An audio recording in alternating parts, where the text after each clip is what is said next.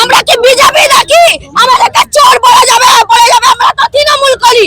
তৃণমূল প্রার্থী রানা চ্যাটার্জির প্রচারে কে সামনে থাকবে, কোন গোষ্ঠীর সামনে থাকবে সেই নিয়ে বচসার জেরে মারামারি পর্যন্ত, হাতাহাতি পর্যন্ত হয়। মিছিল বন্ধ করে চলে যেতে হয় রানা চ্যাটার্জিকে। তৃণমূল প্রার্থী এলাকা যখন ছাড়েন তারপরে উত্তপ্ত হয়ে ওঠে, তখন আসে পুলিশ বাহিনী এসে এলাকা ঠান্ডা করে। কিন্তু এই যে তৃণমূল প্রার্থী প্রচারের সামনে কে দাঁড়াবে সেই নিয়ে যে গোষ্ঠীদ্বন্দ্ব প্রকাশ্যে এসে গেল, তা নিয়ে যথেষ্ট উত্তেজনা ছড়িয়েছে হাওড়া এলাকায়।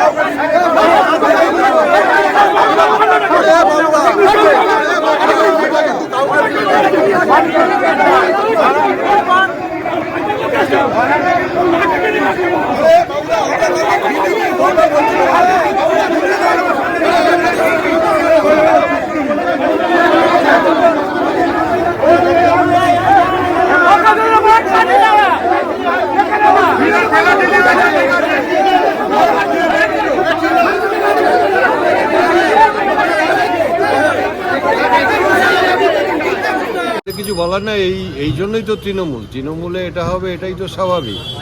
আর আমি তো আরও শুনলাম বলছে ও চোর না ও চোর।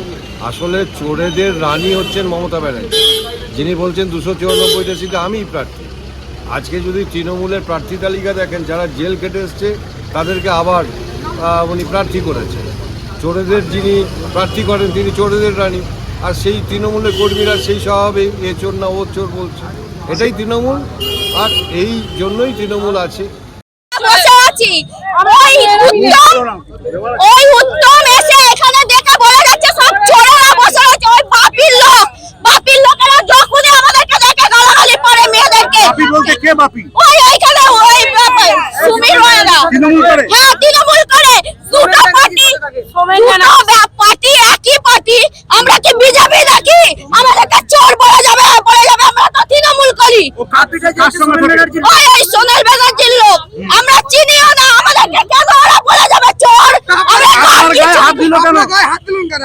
আমি বলতে গেছি, আমাকে ঠেলে ফেলে দিয়েছে। দেখুন আমাকে ঠেলে ওই উত্তম দিয়েছে। ও তৃণমূল করে, চরম গোষ্ঠীদ্বন্দ্ব। হ্যাঁ, 50 নম্বর ওয়ার্ডে ও এরকমই করে। পোস্টার লাগাতে আসলে মেয়েদেরকে গালাগালি করে, নোংরা গালাগালি করে।